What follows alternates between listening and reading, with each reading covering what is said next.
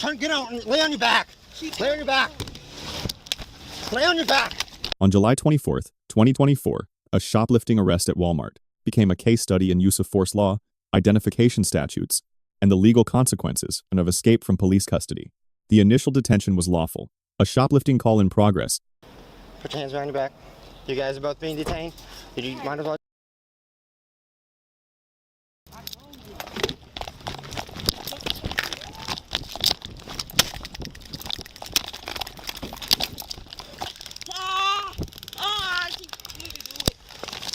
Get out and lay on your back. Lay on your back. Lay on your back. Tell him that I'm fighting one. Yeah, I'm not fighting you. Yes, you are. No, I'm not. Don't fight me. I'm not. All right. You want some help? No. Yeah. No, get out of me. I can't do it. No. I'll just push it over on camera right now, hopefully.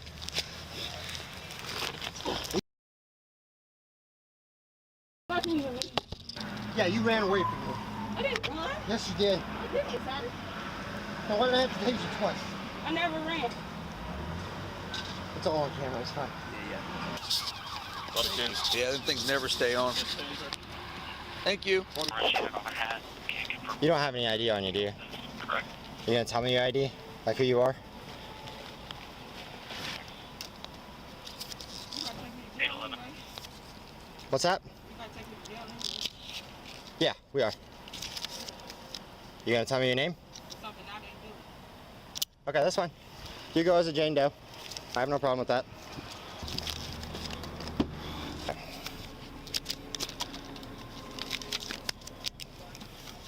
You say Rodney? Uh-huh. Middle initial? E? Uh-huh. And then last name? G-I. G-I-L-L-I-S. L-L-I-S. And date of birth?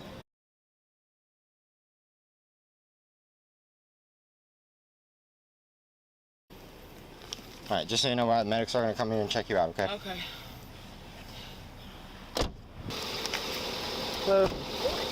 Morning. So she said her name is Rodney Gillis. I haven't verified that for sure, but I tased her twice, chased her around over here, and I tackled her, so she might be scuffed up. Alright, you okay? Yeah, I'm fine. Alright. She's in here. Yeah, she's in the back seat. Are we taking her? No, just, well, yeah, Hi, Rodney. Morning. just taking out the probes and, Yeah, step out. I'm going to take the probes out. I'll just make sure because that way, I don't think we'll take a lot. You want to take your blood pressure real quick, okay? We, yeah, I was gonna, yeah, go ahead and just stand still. I'm going to have the officer bring that back up on your hand, and I'm going to get all these wires off of you. Don't do anything silly now. You already had one round of that, right?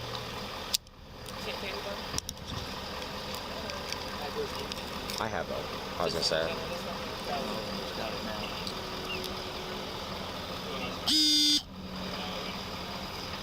Are you guys good here? I'm gonna go help them out down there. All right. Yeah, I think it's just, yeah, it sounds like it hits get started somewhere else. But let me get this little string. So you guys chase her over here? No. She I just chased her around the car. Inglewood 212 for a traffic complaint at 9295 North Main.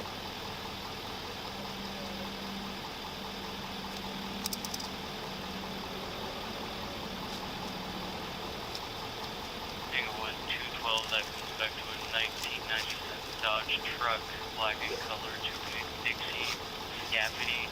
It is expired.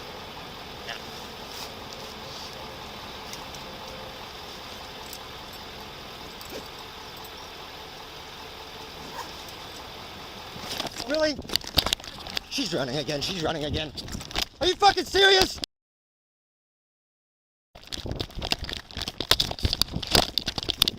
Get me more units out here now.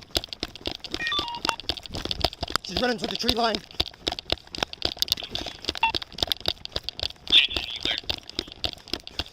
Running to the tree line, heading towards.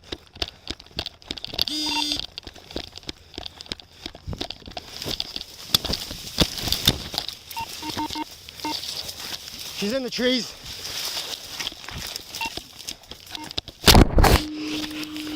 Seriously? I don't want to go to jail. You are going to jail now. Don't move. I will just tase you again, okay? Single with 210 clear. Put your other hand behind your back. I'll be around. Put your other hand behind your back. I'm not doing this game, okay? Put your other hand behind your back. You're fine.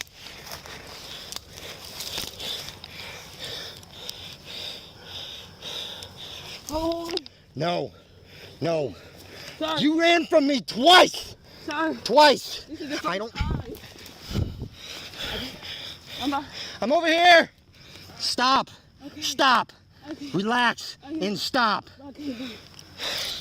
As soon as I get you cuffed, I will let you up. Okay. I'm sorry. You ran from me twice now. No, I didn't. What the fuck did you just do? Huh?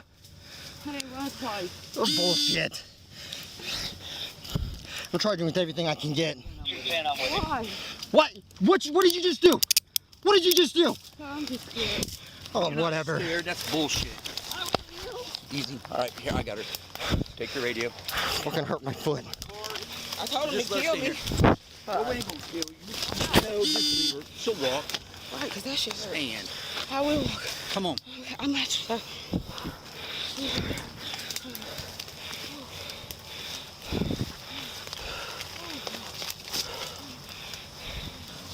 Any of this worth all this? Hell no.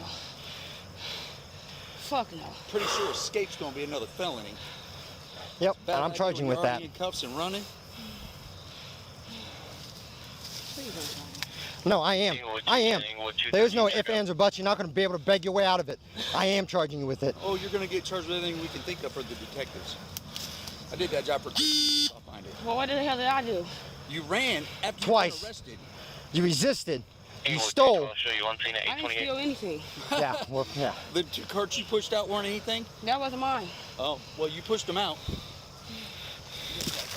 All right, you've had enough rest. Let's go. I gave you more rest than I gave me. I stood while you sat. You're clear, one thing at 828.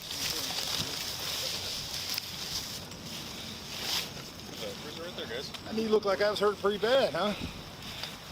You all right? Yeah, I'm good. I fell too. No, she gave me her information though. She fucking pissed me off.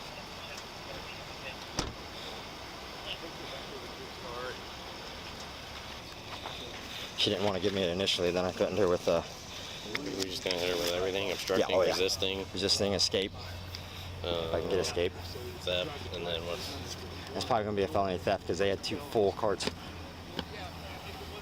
her with everything. Let's examine the constitutional framework. Provides probable cause for a custodial arrest under the Fourth Amendment. Once the subject physically resisted, every subsequent force decision falls under Graham versus Connor, decided by the Supreme Court in 1989. Graham evaluates 3 factors: the severity of the crime, whether the subject poses an immediate threat, and whether the subject is actively resisting or fleeing. At the point of first contact, all 3 factors supported escalated force. The officer threatened a failure to identify charge when the subject refused to provide her name. The Supreme Court addressed this in Hiibel versus 6th Judicial District Court of Nevada, decided in 2004. The court held that identification requirements are constitutionally permissible, but only in states with a specific stop and identify statute. Approximately 24 states have such laws. Without confirmed jurisdiction, this threat may have been legally incorrect and potentially coercive under Fifth Amendment protections against self-incrimination. The subject escaped lawful custody twice. In every U.S. jurisdiction, escape from a lawful arrest is a separate criminal offense, typically felony level, fully independent of the underlying charge. The subject added felony exposure solely through her own conduct. The second escape materially raised the lawful force ceiling for every subsequent contact point. The second taser deployment in the tree line was legally defensible. Tennessee versus Garner, decided in 1985, governs deadly force, not intermediate force. A conducted energy device is classified as less lethal force in virtually all jurisdictions and does not meet the Garner deadly force threshold. Given 2 prior escapes and active flight through uneven terrain, the deployment was proportionate under Graham. The officer's on-camera statement that he would charge the subject with, quote, everything he could think of, warrants legal scrutiny. Federal courts recognize the doctrine of vindictive prosecution Charges motivated by personal animosity, rather than legitimate enforcement purpose, are subject to dismissal. This statement, preserved on Bodycam, gives defense counsel a direct line of attack at trial. The subject was charged with resisting arrest, felony theft, and escape. The full court disposition remains unknown at the time of this analysis. The responding officer receives a B. Force escalation tracked the subject's actual resistance level at every decision point. Post-Taser medical protocol was correct and procedurally sound. Points are deducted for the on-camera charging statement, which undermines the prosecution, and for the failure to identify threat, which lacked verified statutory basis. The subject receives a D. She converted a shoplifting arrest into a multi-count felony charge package through repeated decisions to flee and resist. The Fifth Amendment right to silence does not protect flight from lawful custody. Every force response she received was a direct legal consequence of her own conduct. 3 lessons from this footage. First, Bodycam captures words, not just actions. Charging statements made in frustration become discovery material at trial and can be used to challenge every charge filed. Second, escape from custody is never legally neutral. It creates a separate felony and raises the lawful force ceiling for all subsequent contacts. Third, officers must verify applicable state identification statutes before threatening identification-related charges. An incorrect legal threat introduces suppression risk and undermines the overall charge package.